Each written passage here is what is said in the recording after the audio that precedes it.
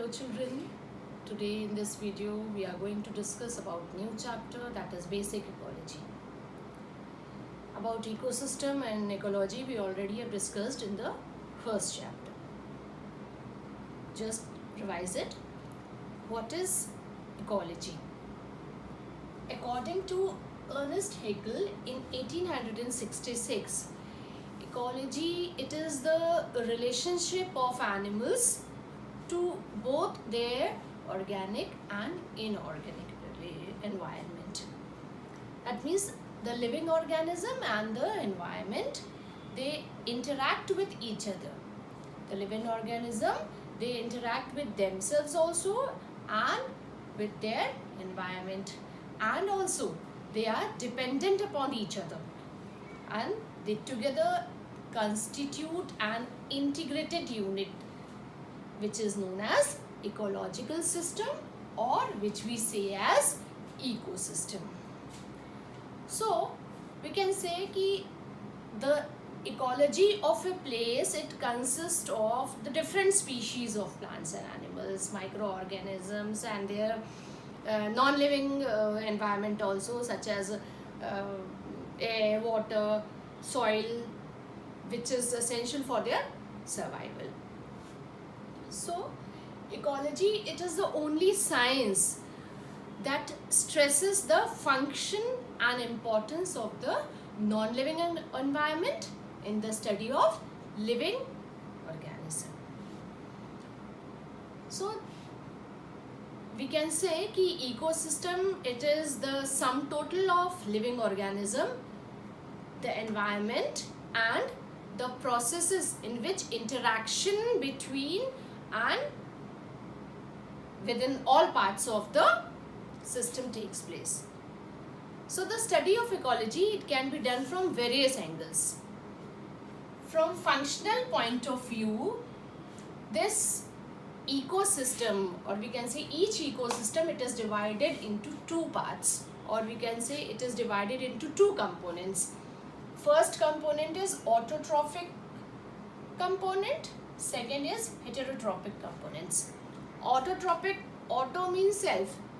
So autotrophic component, it mainly consists of plants, and we know plants, what they do, they prepare their own food by the process of photosynthesis.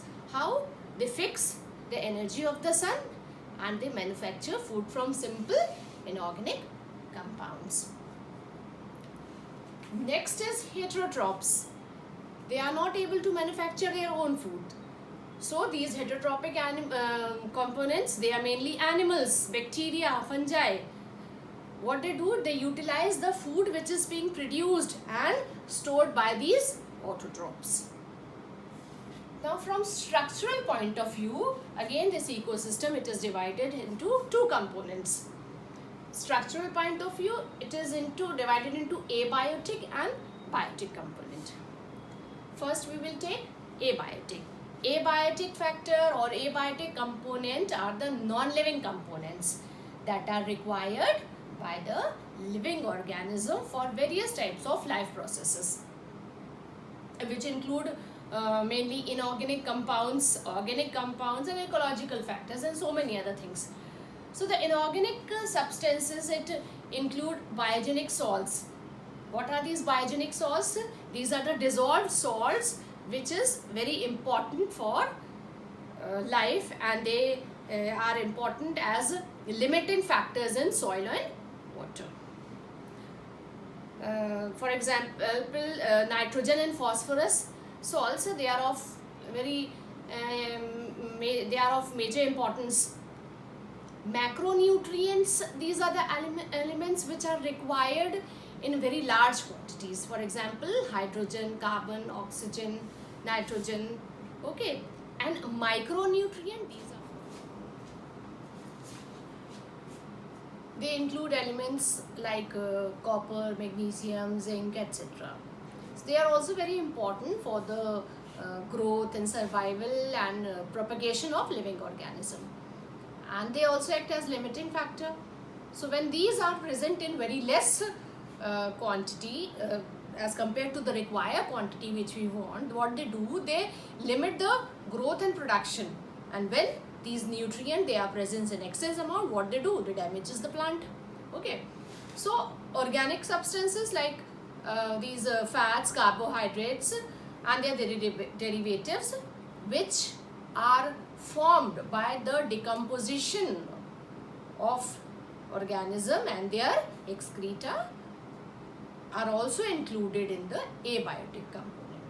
What they do? They mix with the soil as humus and humic acid, and we know that humus is very important for the fertility of the soil. It adds to the soil fertility by getting converted into mineral elements. So ecological factors, it can include climatic factors also. For example, light, temperature, pressure, rainfall, humidity, and so many. Okay. Now come to biotic components. Biotic, bio, that means life. So it includes all the living elements of the ecosystem.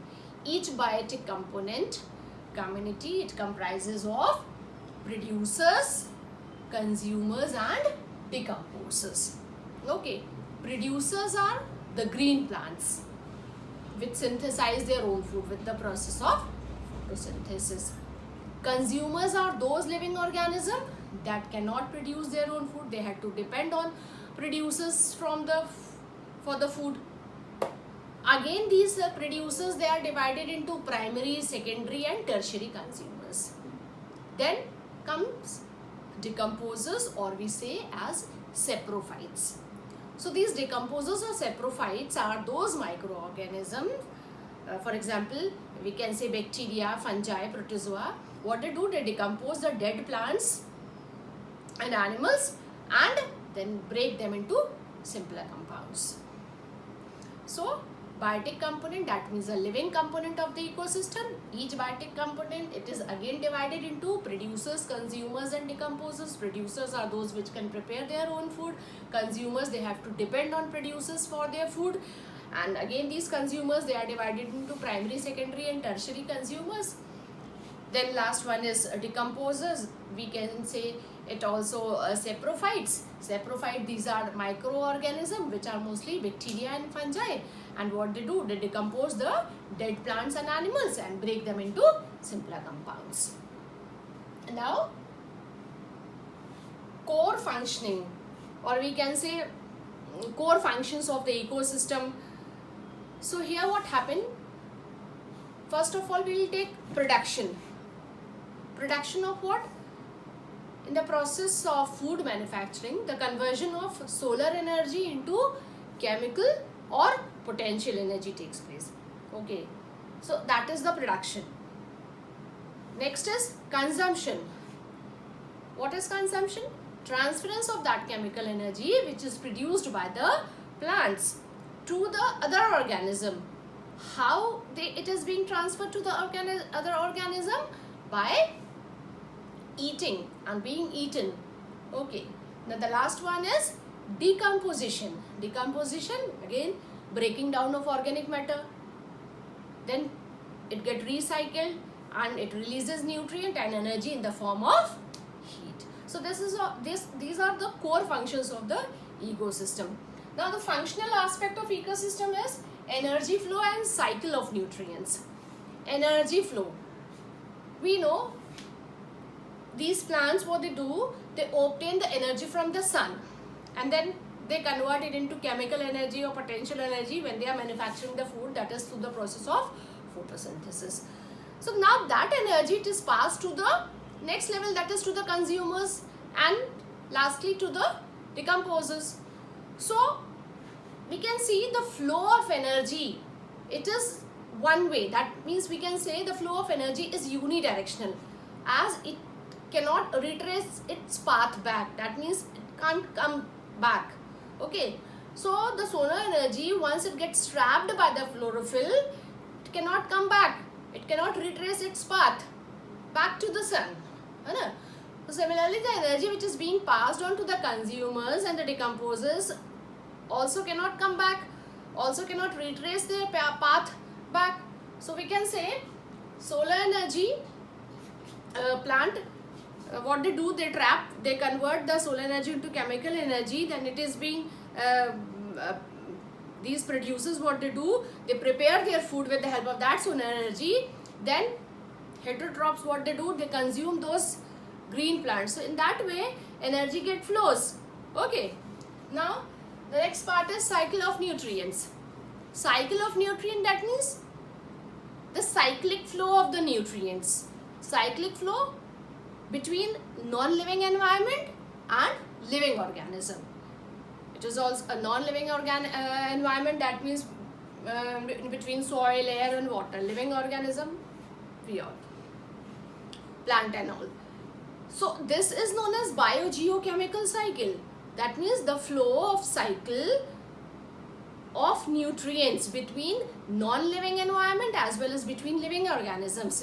It is known as biogeochemical cycle, or we can say the movement of elements and inorganic compounds which are essential for the life processes. It is known as nutrient cycle.